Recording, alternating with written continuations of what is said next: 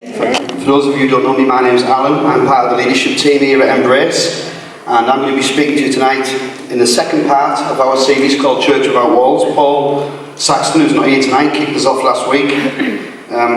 He did a good job, so good we've not let him come back tonight because I need to match his standard, so I didn't want him criticising mine, so he's banned tonight. No, only joking, he's just doing some stuff with his family, if you're wondering. Okay, I'll tell you a little story. There was a pastor and a taxi driver were lining up to go into heaven, okay? Just a joke, don't panic. It's not, just a joke. So the taxi driver stood there and the pastor is just behind him. And the door opens and the taxi driver walks in. And Jesus high-fives him, because I'm sure that's how it is. The angels are like going, yeah, welcome, welcome. The big band's playing. And they put this huge gold crown on the taxi driver's head. And the pastor's thinking, wow, like I know that taxi driver, he's a bit of a dodgy guy. Even when he's got passengers, he like kind of speaks a bit. Hardly ever see him at church. If he gets all of that, like what am I going to get? The pastor's thinking, wow. So it's the pastor's turn, and like Jesus hardly like recognises it, says, yeah, come through.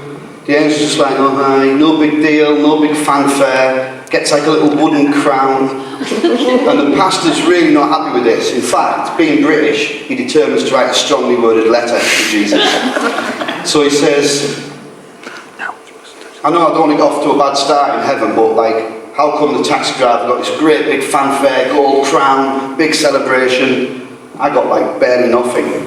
And Jesus said, well, when he was driving, his customers were praying, but when you were preaching, your customers were sleeping. So no sleeping, right? I want to cheat. No sleeping. Okay. I just felt God say this while we were worshipping, particular thing to do with healing.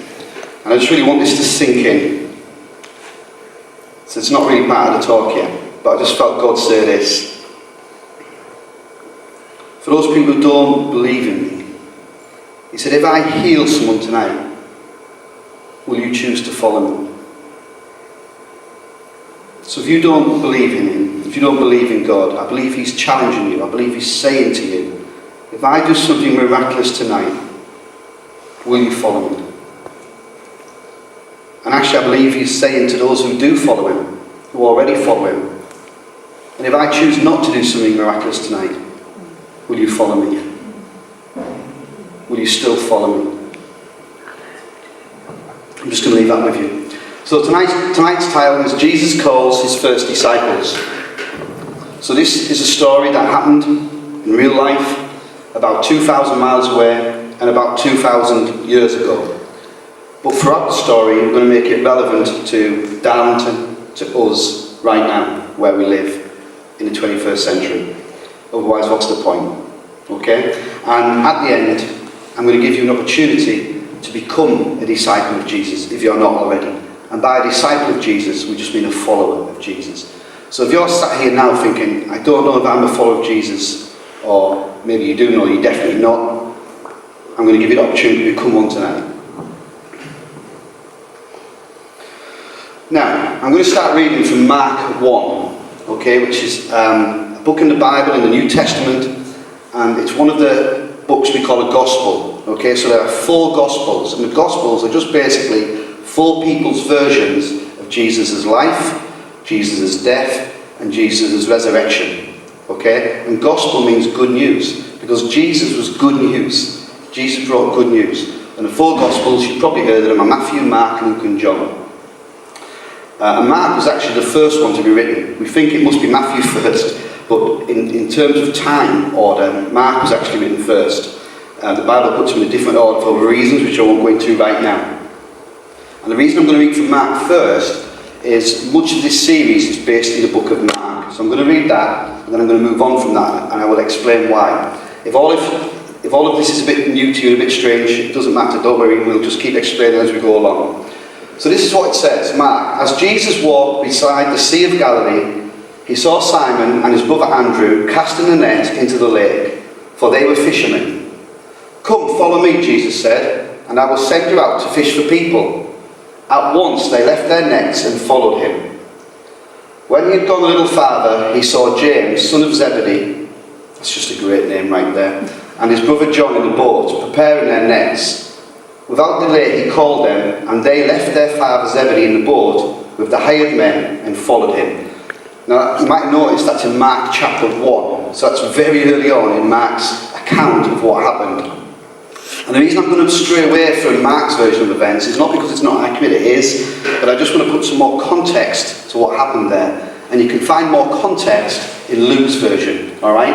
And that's not a surprise, that the Bible was written by human authors with their own character and their own personality, but all of it inspired by God. There's nothing in the Bible that God doesn't want to be in there, and there's nothing not in there that God did want to be in there, if you can follow that. Okay, so I'm going to go to Luke. Now Luke was a doctor at those times. He was a very thorough person, okay? He was a very detailed person, and his account of what happened just reflects that personality, that detail.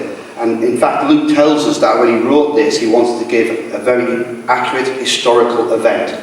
Mark was actually much more of an action kind of guy. He just tended to put in the things Jesus did. So in Mark's Gospel, in Mark's good news account, you don't find many of the teachings of Jesus, you just find the stuff he did. That obviously was what appealed to Mark. Mark's kind of like a bullet point, main point of action. Luke's a little bit more detailed. So, the story read in Mark, actually before that happened, which Mark didn't record, Jesus had already been around doing quite a lot of significant healings. A buzz was starting to raise around the area in Jerusalem and around there about his healings and about who this guy was and even some of his teaching. And probably the people involved in the story will have already heard of Jesus and who's this guy starting to do these pretty incredible things. So it's in that context we're now going to read Luke. And even in Luke's version, there's more detail to this exact story. In fact, Luke took up 2 PowerPoint slides, Mark only 1, which tells you there was more detail in it.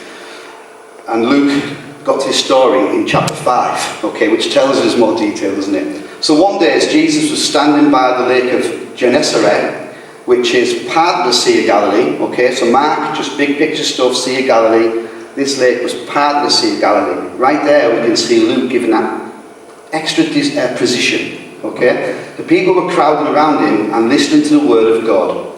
He saw at the water's edge 2 boats, left there by the fishermen who were washing their nets. He got into one of the boats, the one belonging to Simon, and asked him to put out a little from shore. Then he sat down and talked to people from the boat. When he had finished speaking, he said to Simon, "Put out into deep water and let down the nets for a catch." Simon answered, "Master, we've worked hard all night and haven't caught anything. But because you say so, I will let down the nets." When he had done so, they caught such a large number of fish that their nets began to break. So they signalled their partners in the other boat to come and help them, and they came and filled both boats so full that they began to sink. So much more detail, isn't there? When Simon Peter saw this, Simon Peter is Simon. Sometimes in the Bible he's called Simon, sometimes Simon Peter, and sometimes just Peter. And I won't go into that right now. We can leave that for another time. Just take my word on that. When Simon Peter saw this, he fell at Jesus' knees and said, "Go away from me, Lord, I am a sinful man." For he and all his companions were astonished at the catch of fish they had taken. And so were James and John, the sons of Zebedee, Simon's partners. Then Jesus said to Simon, "Don't be afraid, from now on you will fish for people." So they pulled their boats on shore, left everything, and followed him. So, let's take a closer look at what we've just read and what it means for us today. Jesus already had a track record, okay? As we already said, he was already going around, teaching well, healing people. You can read that earlier than Luke chapter 5, but in Luke. He already had a track record. Peter, James, John, they would have known about this man for sure.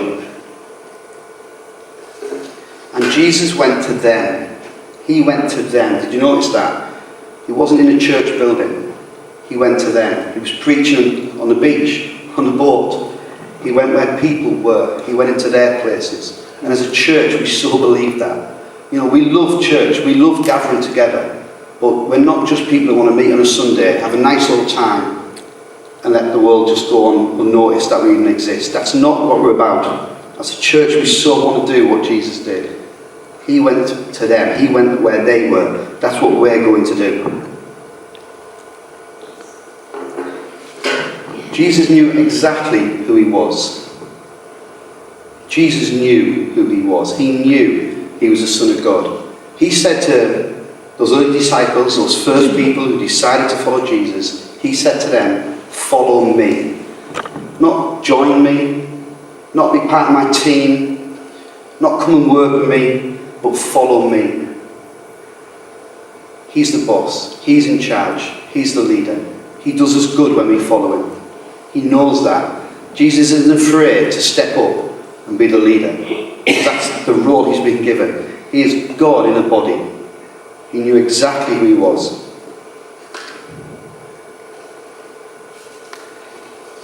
And Jesus chose a diverse and ordinary bunch of people. So imagine you're the Son of God, right? Just try to imagine that for a moment. And you've been given a mission to come and save this world, to come and transform this world. Now, if I'd been given that mission, I'd be thinking, right, I need the SAS. That's what I need. I need that kind of guy. I need the SAS. Or the A-Team, that's what I was thinking. I was thinking, like, when I was a kid, I was like watching B.A. Baracus, and they always won, didn't they? They always turned like defeat into victory. I was thinking, like, that's what I'll be after. That's who I'm after. At the very least, I've been thinking, right, I want the big religious leaders of the day. That's what I want on my team, to go and do this great mission. Actually, Jesus didn't pick people like that. Oops, I just jumped forward too far.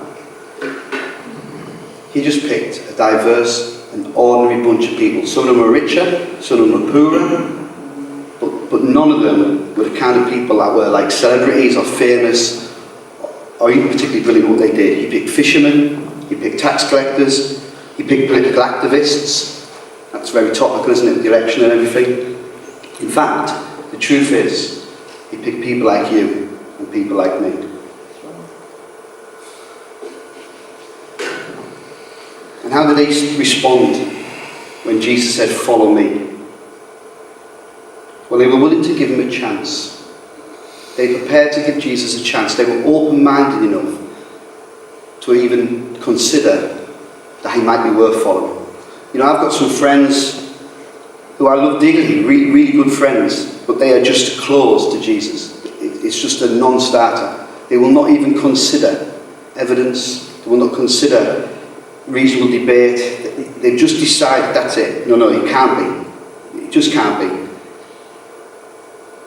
And if that's you tonight, maybe you're here and maybe you're not a follower of Jesus. Maybe you're not a disciple. What I would say is just be open-minded enough to give Jesus a chance. So, Peter was a fisherman. He was an expert in his trade. He'd been fishing all night and caught nothing. Nothing. And this carpenter called Jesus turns up. Just a carpenter. What did he know about fishing, right? And he says, let down your nets. And Peter's thinking, well, we won't catch anything. I'm the expert.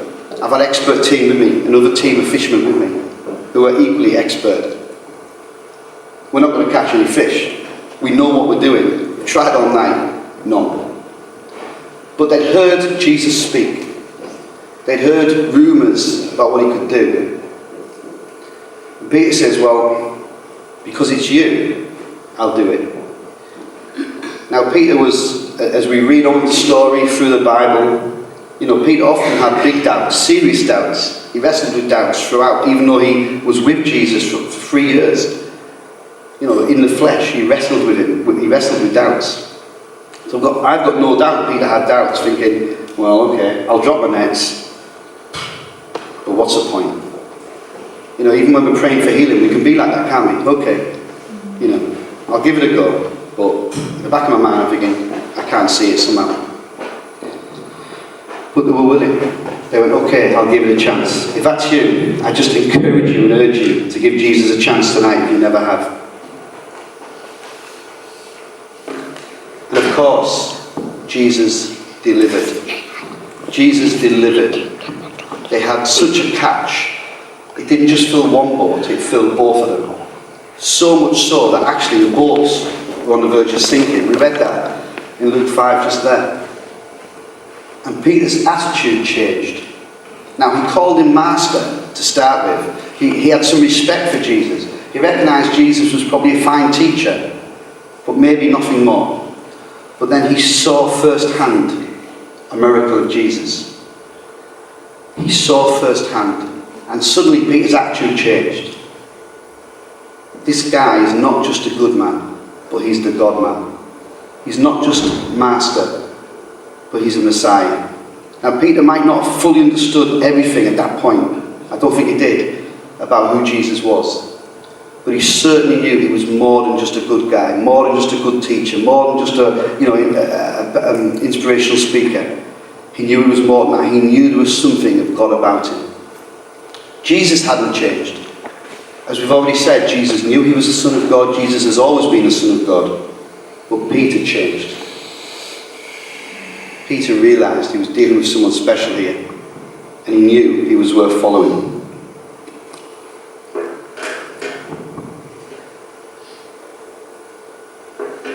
And so that's what they did.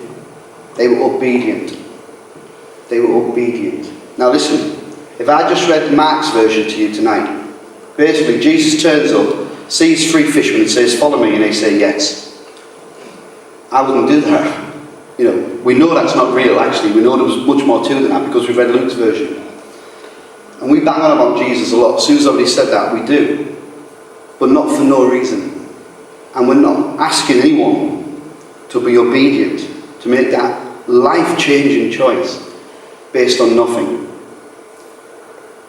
Some people have their own miracles in their lives, and nothing can persuade, no one can persuade that person it wasn't a miracle. And Peter had that experience. Other people could have said to Peter, well, he was just lucky.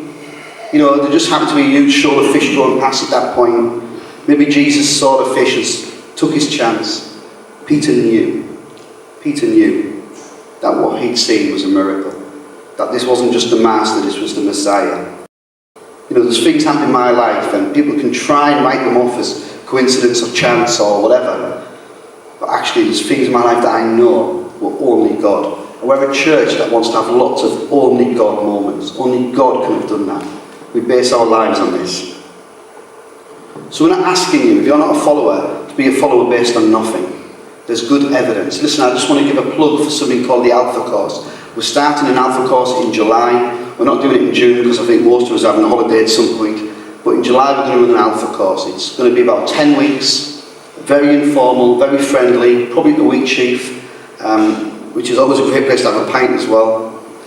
There's a few talks about some of the evidences of Jesus, who he is, can you trust the Bible, what about suffering? You can ask all these big questions. And it's just an opportunity to explore the reason that we follow Jesus, the reason that we have faith. We don't have a blind faith. We've studied the evidence, we've experienced his power, and we've chosen to follow him. And the disciples, not just those early 3, but all disciples who follow him, went on to have an adventure of a lifetime.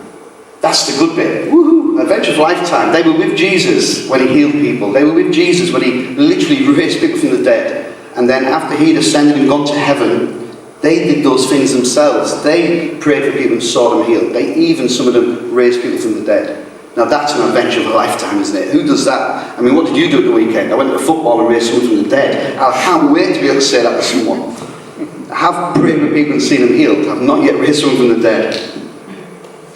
So if you fancy, no, I won't go down there. But then here's the news. There's a cost. You count the cost. Those other disciples, they gave up their permanent homes. Wow, really? Wow. They gave up secure jobs. The second two, James and John, their father owned the business. They would have inherited that fishing business. They had hired hands. It told us in the account. They were relatively wealthy guys. They gave that up and they followed Jesus. They were laughed at. They were beaten. When you become a Christian, you might get laughed at. That's just the reality. I've been sat in a staff room where I used to work in a school, and we were talking about God and Jesus, and just like you do sometimes. And they were like, But you don't really believe it, Alan. You don't really believe Jonah and the whale. You don't really believe Noah built an ark. That's just what we tell the kids in assembly.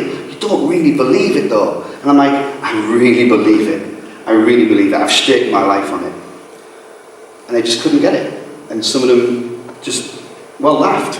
When I was sat there, you count the cost. But some people have a bigger cost. Of 12 of the original disciples, historians think that 11 of them were killed for their faith. I mean, wow. That sounds like a big cost. Were killed for their faith. We think the only one who lived to a ripe old age and died in old age was a guy called John, who actually wrote the last book of the Bible. I guess he had to. But 11 of the 12 early disciples, we think, were killed for their faith. And we might think that will never happen in Britain, but actually we don't know that. We don't know that. Okay? Now that's a scary thought. It sounds like I'm trying to put you off, doesn't it? Listen, the cost is worth it. If you're willing to pay the cost, if you're willing to count that cost of what it can mean to be a Christian, even to death, who knows? Who knows? If you're willing to count that cost, you will have the adventure of a lifetime. I've lived half my life as a Christian, and I lived the half before that not as a Christian. And I tell you what, I am never going back. And there's been some costs we've had to count, but it's been worth everything. Every penny, every difficulty, everything. And I just wonder right now, what is Jesus calling you to count? What cost is Jesus calling you to count tonight? Is there something he's asking you to give up? Is there something he's asking you to do for him that will mean giving up some stuff? Is there some comforts he wants you to lay aside? Is there some TV programme? It sounds trivial, doesn't it? Is there some TV programme he wants you just to give up on, so you can be with us, so you can be a life group, so you can do some of the things he's asked you to do? And maybe even a bigger cost. Who knows? But you will have the adventure of a lifetime. And what about today? Is Jesus still calling people to him? How are we doing for time, James? 22. Right, okay. I'm not far off finished. Is Jesus still calling people to him today? I'm going to tell you a quick story. Toni and I have had a family friend for, 16 or 17 years. And I'm just going to call him Bob, because that's a great name. Not his real name, but Bob's a great name. And he definitely was not a follower of Jesus. Definitely not. In fact, yesterday morning, he still wasn't a follower of Jesus. He texted me yesterday morning, Facebook messaged, and said, Alan, how do you know there's a God and why do you believe in him? So I basically told him very quickly on Messenger, this is Jesus going to people where they're at. This didn't happen in a church building. This didn't happen at a Christian conference. This didn't happen in a special prayer meeting. This happened on Facebook Messenger. He started the conversation. Jesus is calling people to him. And he said, and I told him why I believed in God. I said, I've studied the evidence. It sounded reasonable to me. And then I met with his power. I met with the risen Jesus' power. And you might be thinking, how the heck do you do that? Well, you can find out if you want to. Come on, Alpha, or ask me tonight. Or we're going to pray in a minute. You can have to find out then. And basically, I told him about my story. And I said to him, would you like to have that power in your life? Would you like to have Jesus in your life? This is a young man, about 23. We've known him since he was a kid, like this big, literally. And he went, yeah, I'd like to do that, but I don't know how. I said, it's dead simple. So I sent him a little prayer, and I said, you'll feel stupid, Bob. You'll feel stupid praying it, because I felt stupid doing it back in 20 years ago. But don't worry, don't worry. Find a place, a quiet place where you won't be disturbed, and say it out loud if you can. I think it just shows some seriousness. He messaged me back 10 minutes later. I've done it. I've prayed that prayer. He messaged me. I've prayed that prayer. I'm like, Bob, do you want to call yourself a follower of Jesus? Are you a Christian? He went, yes. I'm now a follower of Jesus, now a Christian. This happened over Facebook Messenger. That's Jesus going to people where they are. He's not come to church yet. He's not prayed a prayer yet, apart from that one. He's not read one page of the Bible yet. He's not met another Christian in his life yet, apart from us two. he's made that choice to follow Jesus, and we're going to help him do it. And Jesus does a lot of his work through us. So yeah, Jesus was calling Bob. I've got no doubt about that. Why would Bob suddenly text me on a Saturday, cup final day? I mean, why isn't he watching the football? And, you know, I mean, why wasn't I? I was trying to. But why did he text me on a Saturday? I don't know. Other than Jesus is still calling people today, like he called those fishermen and those tax collectors and those political activists years ago. There's something often in it for us to do. There's something in it for us to do. And I just told him about Jesus. I told him that I'd heard enough to be persuaded by him, and I told him that I'd seen his power at work. And the lovely thing was, the compliment was, he said he'd seen that in us. He'd seen that change in us since we've become Christians and so on. So listen, never mind what about today. What about you? What about you? If you are already a follower of Jesus, what's he saying to you? I'm just going to close my eyes. Why don't we all just close our eyes if you want to? This is just you and God now. No one else is watching, no one else is part of this conversation really. This is just you and God. If you are already a follower of Jesus, I just ask you that even now, through this week, you ask Jesus in your prayers, what do you want me to do this week? What do you want me to do this month, this year, with my life? I want my life to count. I don't want to get to the end of my life and say, I watched a lot of Britain's Got Talent and nothing else. Now, I love Britain's Got Talent, but I want to do more than that. I want my life to count. And I urge you to ask Jesus even now, and to let him speak to you. What do you want me to do this week? Even if there's a cost, I promise and guarantee you it will be worth it. You will do amazing, miraculous things because of him with you. And if you're not someone who would call yourself a follower of Jesus, if that's not you, but you just sense and feel, sense is probably the better word, that he's calling you tonight. Jesus calls people today in Darlington. If he's just calling you, I'm just going to give you the opportunity to respond to that. And I'm not going to make it embarrassing or difficult. And I do just ask again now, we've all just got our eyes closed, and I'm just going to count to 3. A very simple 1, 2, 3. And on 3, if you could just raise your hand, and I will just open my eyes and check who that is. There might be more than one. And then I can just catch you at the end. I'll do it kind of secretly to not embarrass anyone, and we can help you on that journey. So if you just feel that tug of Jesus tonight, if you want to become a follower tonight, on 3, just raise your hand. 1, 2, 3. Thank you. Well done. I know that's really hard, so I'm just going to give you another opportunity.